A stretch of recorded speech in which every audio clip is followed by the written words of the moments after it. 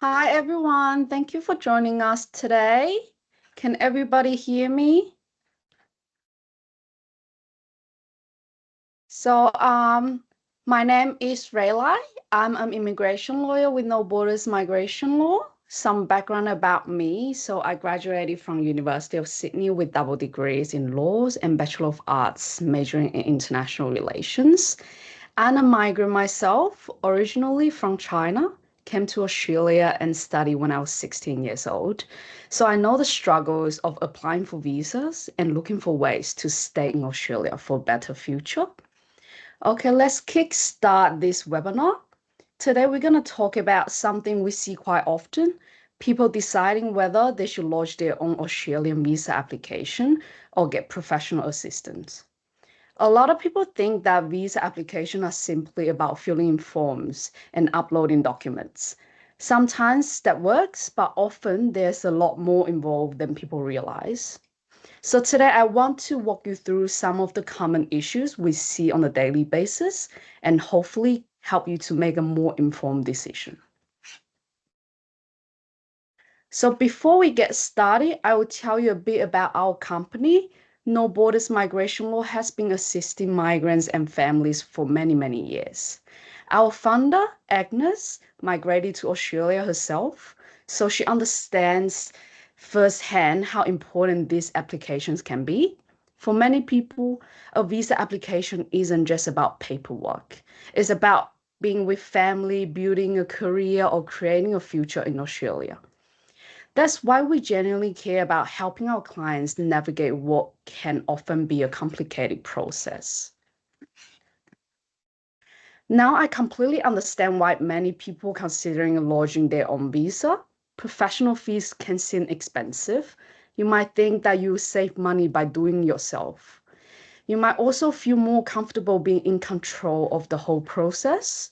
And when you first look online, you feel like it can seem quite straightforward, the visa applications and stuff like that, filling forms, uploading documents, click submit. The issue is that most of the complexity isn't obvious until something goes wrong. So many people think visa application is just an administrative process. In reality, it's much closer to preparing a legal case. So you're not simply providing information to the department, you're trying to satisfy legal requirements and convince a decision maker, a department officer, that you meet the criteria for the visa. So every visa subclass has a specific legal requirements. The department isn't just looking at whether you have uploaded documents. They're looking at whether the documents actually prove what needs to be proven. Everything needs to be consistent. Your forms, personal statements, supporting documents, and evidence all need to tell the same story. Even a strong case can become weaker if it's not presented properly. We have some clients providing documents that contradict each other. So it's very important for us to step in, cross-check the paperwork, and ensure consistency throughout all documents. So when assessing an application, the department looks at much more than whether documents has been provided. Firstly, they want to know whether you are applying for the correct visa pathway. Secondly, they want to see that every legislative requirement has been addressed.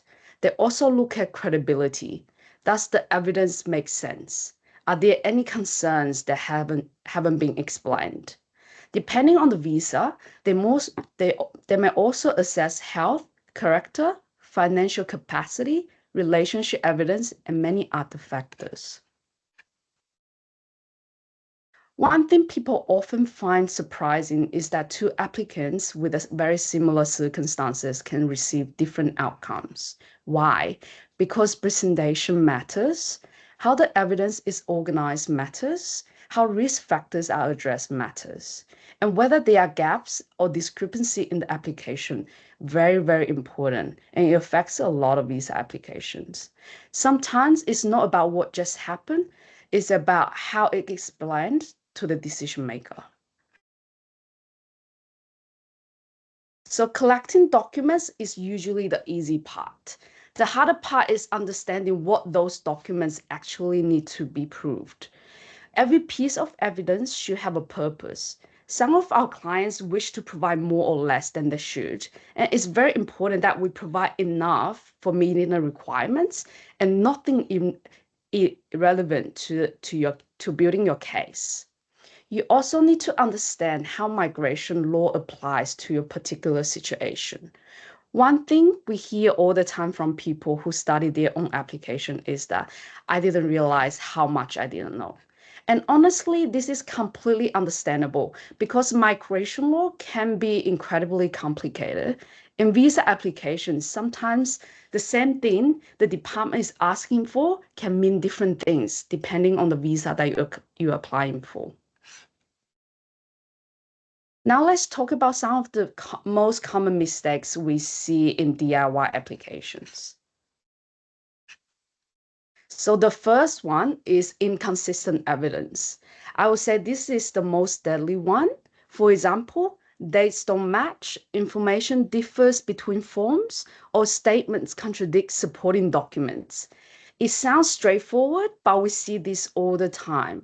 This is why it's important for us, the legal professionals, to cross-check everything. The second is misunderstanding eligibility requirements. This is the most tricky issues that arise from the cases we have seen. A lot of information online is general and doesn't always explain the legal details behind the requirements. For lawyers like us, we use our experience and legal knowledge to guide our client from day one and make it clear on what needs to be provided and satisfied for the grant. Third one is the weak personal statements. This is especially common in partner visa application where applicants don't fully explain their circumstances. I understand that AI is part of our lives now and everyone uses AI almost every day, but I still tell my clients try to draft personal statement without AI's help first. Why? Because this can show genuineness and no one knows your story better than you do. Fourth is document errors, missing translations, incorrectly certified documents, or files uploaded incorrectly. And finally, ignoring risk factors. Things like previous visa refusal, visa issues, or gaps in immigration history should usually be addressed rather than avoided. Unfortunately, mistakes can have significant consequences. A refusal becomes part of your immigration history, which means you have to disclose the refusal in every visa that you will apply in the future. Future applications may be assessed with that history in mind. Sometimes the department asks for more information, which can create delays and stress. And in some situations, mistakes cannot be fixed after lodgement. Quite often, fixing a refusal letter later costs more than just getting the application right at the beginning. Not to mention the time and cost for appealing the refusal to the ART, you might actually lose the chances you had on the first place. In our experience, people usually contact us at one of the four stages.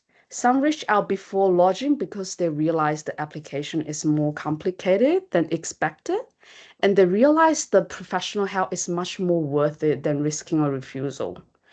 Others come to us after receiving a request for further information from the department. Some contact us after they got a refusal. And many come to us because their circumstances are more complex, such as previous visa issues or unusual immigration history. We have a client before who actually had a better visa options or pathway at the start, but they made some mistakes or relied on advice from some migration agency, and unfortunately, it ended up leading to a bad outcome later on. So it's very important that you weigh up the pros and cons and make an informed decision on whether to engage with an immigration lawyer. The earlier you get advice, generally, the more options you have. So when people think about migration lawyers, they often think we just filling in forms. In reality, that's probably the smallest part of what we do. All lawyers require to have a law degree and complete practical legal training after in order to get admitted as a solicitor. Being an immigration lawyer does not discount that. Not only that, we are bound by legal society, which means we have a much more duties to court and our clients than those migration agents. The real value of what we do is help identifying risks, understanding legal requirements, and presenting the strongest possible application from the outset. So when we assist clients, we first assess eligibility before anything is lodged.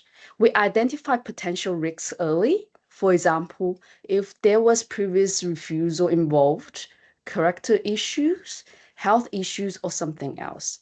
We make sure the correct visa pathway is being pursued. This is very important. I never get tired of telling this to my clients. We review documents for consistency and completeness. We help structure the submission in a way that clearly addresses the criteria. For example, clients with criminal history, the need for us to draft a strong submission and present to the department is crucial. And lastly, request for more information from the department. If the department requests additional information later, we are here to guide the response as well. This isn't about saying people can't lodge their own visas. Most people do. The difference is really about understanding the risks and knowing what you don't know. So when you do it yourself, you are generally relying on your own interpretation of the requirements. Interpretation is the key. A lot of time, migration law is interpreted very differently from the ordinary meaning people would normally understand. With our years of experience, we have learned how to look at this requirement properly from day one. We understand why the department is asking for certain things and what they are actually looking for behind it. With professional guidance, we take care of our clients from every step to the grant of their visa. Eligibility is assessed from the beginning, risks can be identified early, and the application can be tailored to address the criteria more effectively. Ultimately, the goal isn't just to lodge a visa application. The goal is to lodge the strongest application possible. For many employers listening today, migration law in the employer sponsor pathway has become increasingly complex. This is especially the case with recent change to the training visa and the increase in the minimum salary threshold for the temporary skill shortage visa in the coming new financial year.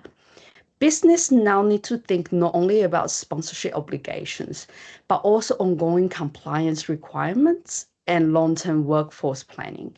Getting advice early can really help avoid issues down the track and make sure both the business and the employees are properly protected. You can scan the QR code on the right to book a free consultation with Agnes. Yep. This brings us to the end of the presentation. It's very quickly today we talk about, yeah, and I hope today's session has given you a better understanding on what's involved in a visa application and some of the risks people may not immediately see. I'm happy to answer any questions you may have.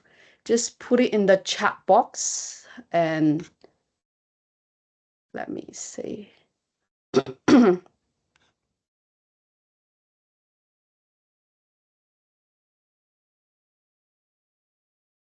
Okay.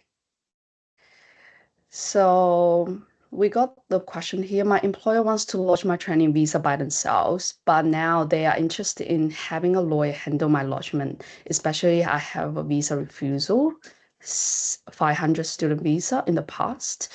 What's the first step we can do? What documents do we need to prepare? So before we go into the documents, I would say that just here. Hold on.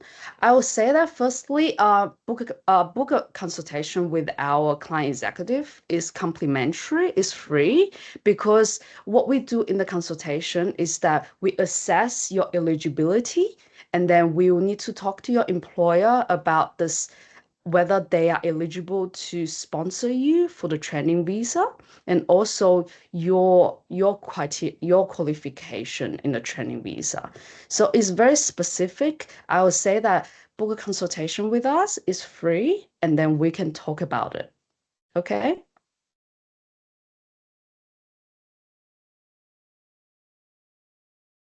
Thank you. Any other questions?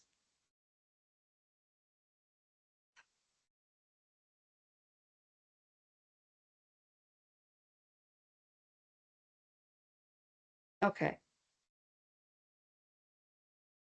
Okay, that's no problem.